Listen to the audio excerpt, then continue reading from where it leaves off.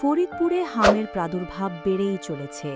উদ্বেগজনক এই পরিস্থিতিকে গত ২৪ ঘণ্টায় প্রাণ হারিয়েছে আরও ২ শিশু। একই সময়ে জেলার বিভিন্ন হাসপাতালে নতুন করে ভর্তি হয়েছে ৩০ জন আক্রান্ত রোগী।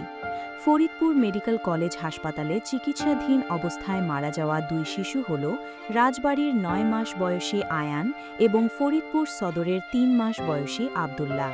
এই নিয়ে জেলায় হামে আক্রান্ত হয়ে মোট ১৬ জনের মৃত্যু হল। হাসপাতালগুলোতে বর্তমানে আক্রান্ত শিশুদের ভিড় বাড়ছে। চিকিৎসকরা জানিয়েছেন, অনেক ক্ষেত্রে দেরিতে হাসপাতালে আনার ফলে শিশুদের শারীরিক জটিলতা বেড়ে যাচ্ছে। জ্বর, শরীরের লালচে দানা বা শ্বাসকষ্টের মতো লক্ষণ দেখা দিলে কালক্ষেপণ না করে দ্রুত হাসপাতালে আনার পরামর্শ দিয়েছেন বিশেষজ্ঞরা। এদিকে civil surgeon doctor Mahmudul Hasan জানিয়েছেন, পরিস্থিতি নিয়ন্ত্রণে হাসপাতালগুলোতে চিকিৎসা ও পর্যবেক্ষণ জোরদার করা হয়েছে। একই সাথে হামের বিস্তার রোধে জেলার প্রতিটি এলাকায় টিকাদান কার্যক্রম ও সচেতনতামূলক প্রচারণা বাড়ানো হয়েছে।